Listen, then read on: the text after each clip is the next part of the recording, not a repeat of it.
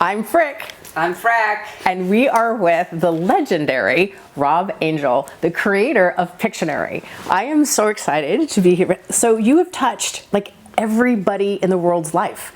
Like everybody. I don't know anybody who doesn't know your invention. Neither do I. And so if you could just like, I'm dying to just know like, how did it happen? Like how did it come to be? Yeah. You know, and like, did you know it was it at the time, or did it become it? It totally became it, right? I had a calling and then action and passion, right? So I didn't wake up one day and go, ooh, I'm going to invent Pictionary, right? I didn't have passion, but I saw an idea. So I took a couple of steps, right? It was just a party game. And at that point, it was just something fun to do with roommates. Yeah. And so I thought, okay, maybe it'll make a good board game. And I still didn't quite have passion. But I took some steps and I made a word list and then a prototype. And then well, this is getting kind of fun. So maybe. It is so much fun, right? It's so much fun. Yeah. And then, so was there a point like you really knew? When I saw the first game coming off the conveyor belt. Okay. It was like all the work that I had done for the months beforehand. All of a sudden, I'm holding this, my baby, literally in my hands. I'm going, okay, I can wrap my head around this. I'm going. It's real. For it. It's real. Yeah. I'm going for it. There was no stopping at that point. Yeah. Well, when I was talking to you offline, I think one of the things that just fills my heart, like just really fills my heart, is. Most entrepreneurs have this like rags to riches to rags story. Yeah. We see it over and over with athletes, so many entrepreneurs. Yeah. And your story doesn't end that way. Not only have you held your wealth, you are still the most charismatic, approachable, kind, grounded entrepreneur that I've ever met. And so I'm dying to know how. Right? How? But what's the secret here? I wish there was a secret. I'd bottle it and sell it.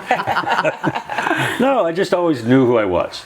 And it's almost cliche to say, but all of a sudden I'm 28, 29, I'm a multimillionaire. I had no freaking idea what to do. So rather than jumping in to think I'm smart enough to figure out my finances, I literally stopped, put the money in the bank, which you don't want to do today, but I just put the money away until I could handle my success, because I couldn't handle it at the beginning. Right. And so I've kind of lived my whole life that way. I'm out of my comfort zone 90% of the day. It's like, to me, that's fun. Yeah. Right? My comfort zone is out of my comfort zone. Right. But when it comes to my money and my future, I'm boring and conservative. But guess what? I get to live like this the rest of my life. I got blessed, and I don't have to worry, right? And I think the biggest thing, I sleep at night. Yeah. Right? So if I make an investment or I do something or I'm not sleeping, then I don't want to do it again. I don't know, my voice went like that. Well, it used to be a lot more complicated to be an entrepreneur. Either you need some money or a connection. We didn't have all these online tools. Yes. Right now it's so easy. You don't even have to hire a team. You can practically do everything yourselves. Yeah. But at the same time, we're seeing more and more people wanting to become entrepreneurs, but then failing at it. Somewhere on the spectrum, either the idea is not right or they have a great idea, they monetize it, and then they make wrong decisions afterwards. Right. So what are some of the biggest challenges you're seeing now as you look at this younger generation starting businesses? Yeah. Well, I hate to say it this way, just because you can doesn't mean you should. Right. Right? It's like everybody's an entrepreneur, but it's okay to not be. It's okay to work within a company. It's okay to work in a system. You can still be creative. You can still make money. You can still do all these great things that an entrepreneur does.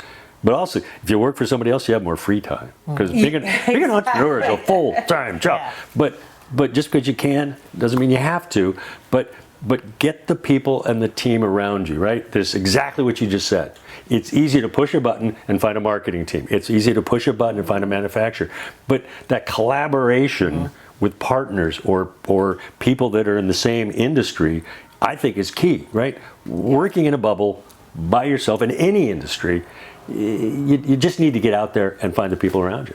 Well, I think what happened is we started hearing all this 4-hour work week stuff, and everybody thought it's easier to be an entrepreneur than to go get a real job. No! Right? And we work 7 days a week. Like, we are so scrappy right now because we are in a build mode, right? Yeah, I know. I got it. Yeah. And then we'll realize the fruits of that later into a lifestyle. But I think people jump the gun and think, I'm going to be an entrepreneur because I want my lifestyle. Right. And unless you're independently wealthy, it doesn't work out too well. It doesn't work, but to your point, just take steps. You don't have to quit your job. You don't have to put all your money into the business. You know, if you're risking your time, right? That's all you're risking. Take a couple of hours. Maybe do a little research online. That's the beauty of the internet. Right. Take a couple of steps, right? Take a little action. If it works, take a bigger step and a bigger step, and then decide if you want to be an entrepreneur. Then decide if it's for you. Don't just go, I'm an entrepreneur. Yeah. Right? That's how I did it. I mean, I didn't. With Pictionary, I took my time, not on purpose, I just did, because I had a job. I had to feed myself. I had to eat. Yep. Right? So I made the word list, was the first thing I did. Pad of paper, a dictionary, and a pen in the backyard. Oh. My first 3 months of Pictionary were in the backyard reading the dictionary and waiting tables at night. So there's always some next step. And that was my first step. And it wasn't that complicated. Cost me $2.85 Wow. for the dictionary. That's how Pictionary got started. So take small steps, and then when you see it coming off the shelf, off the line, then go all in. So, you know, when before you sell the company, you have some ideas of what life is going to be. We have a lot of people who are groomed in living in the future, like, well, someday I'm going to. Yeah. And then you actually do sell the company and you step into that opportunity. What have you seen about yourself that you thought it was going to be like versus what it actually was like, so that people can kind of learn from this trajectory?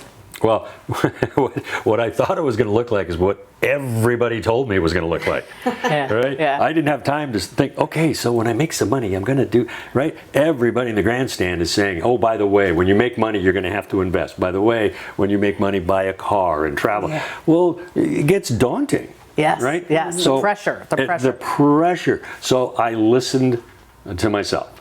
And myself wasn't even talking half the time. So it's not like I'm going, okay, I'm going to make a bunch of money. I just took it slow. I Really quieted the noise. really quieted the noise. And I did know.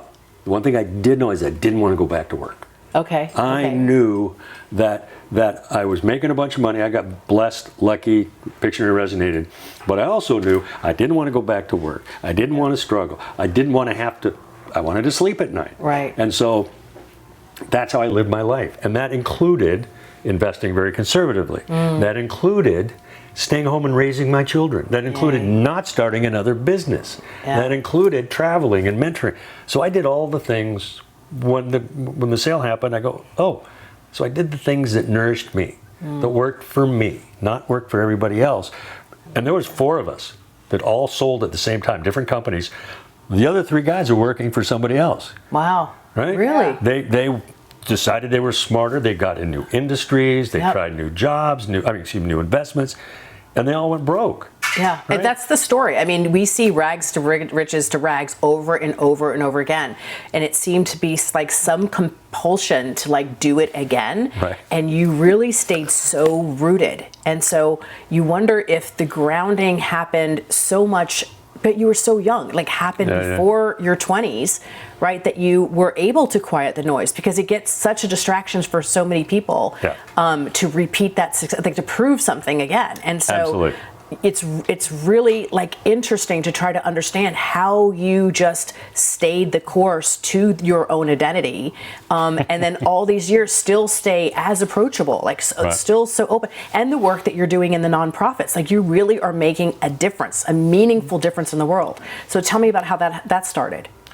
Well, we talked earlier about traumas and dramas in life and all the rest. I mean, as you're asking, maybe I just had this opinion of myself that I wasn't that smart. Okay, all right, yeah. Because I got all this money now. What do I do with it? Yeah, right? yeah. I've got all this time. I've got this great business. So I needed people around me to help me, the professionals. And so I've always been grounded that way from the beginning. Felt comfortable with myself, felt comfortable with my decisions, not every one of them. Of course. There was a couple we don't want to talk about on there. But There's a couple for me too that require alcohol, to get through those. And it wouldn't be any fun if it didn't have those stories. Just a few of them, right? yeah. But no, it's just I've always been grounded, always known who I am, and I'm lucky that way, right? Because the noise is constant. Yeah. And so it's and I've been on learning the last 5, 6, 8 years. They call it the spiritual journey, but I'm trying to really understand who I am. I'm really understanding a lot more of what drives me, and more importantly, what drove me. Yes. So I can not replicate the good things moving forward. I mean, I'm almost 65 in a couple of months, and I'm still learning, still growing, not resting, which again is So fun. based on that, when do you feel like you're most in your area of genius? Like in flow, you lose track of time, you do it whether you're paid or not. Yeah, it's weird. You just know when you're in it. Yep. I can't replicate. I can't go, I think I'm going to be creative today. Yeah. I don't know why I keep doing this, by the way, but I'm not going to be creative. I do want to try, but when you're in that zone, then just stay the heck in it. Yeah. This is the distractions of your own voices. Yeah. In your head, yeah, your own right? voices. It's not even the outside voices. The own voice telling you can't, you should, you shouldn't. Yeah. All those kind of things. So but I love when I'm in that moment. Yeah. Oh Yeah. my Yeah. goodness, there's no greater feeling. Yeah. Right? The world stops. All you have to see is listen what to it. you have to listen to it, and that's that's kind of what I say is that everybody's overcoming obstacles. Yeah. That's kind of the gig, right? Yeah. Yeah. Here's how you overcome obstacles. But life is full of obstacles, but it's also full of joy. Yeah. It's also full of happiness. So when you're in that joyous moment, figure that out. Yeah. Right? Right. We just know we're in it. But when you're coming off the high, go, okay, what was I doing? How was I feeling? Yes. What was the moment? Was there outside, inside? Really figure that out. So the next time, here it comes again. Yeah. And then it lasts a little longer the next time, and then a little longer, Yes. right? That's look. The zone of genius. When I sold the company, right? What's the goal in life? Everybody's goal is to be joyous, to be happy, right? Right. And so when I sold the company, that's what brought me joy. Yeah. And that's what I'm still trying to live every day as joyously as I can. Oh, I love it. And you've done it so well. So, okay, so last question. You mentioned in our interview earlier about your dad. Mm-hmm. Was your dad still with us to see you have the height of Pictionary? He did. That's so great. He did. That's so great. Yeah. No, it was. I don't know what the right word would be. Not satisfying, but it was like he didn't push me to do something, but he also wasn't there. He stood back and let me fall or succeed on my own merits. And so when it happened, he just literally shook his head. Yeah. It was almost like a congratulations as opposed to a pat on the head, good boy. Yeah. Right. Right? It wasn't effusive. It was like, good for you. And I took that. I like that. Oh, it's got to be such a state of pride, right? To be able to Absolutely. watch your parents see you succeed. I think I think that's what we always want for our kids. We want them Absolutely. to have more opportunities. We want them to live their life, be joyful. So the fact that it came full circle for you, I'm just my heart is happy for you. I just want to thank you so much. Just you're a joy. You're the thank example you. of a legacy, and so I hope to be you one day. Thank you. There you go. Thank you. There's plenty of room. Yeah. Thank you. Thank you. Thank you. Thank you. Okay, stay tuned in. Look at the link below to help him in his nonprofit. Thank you.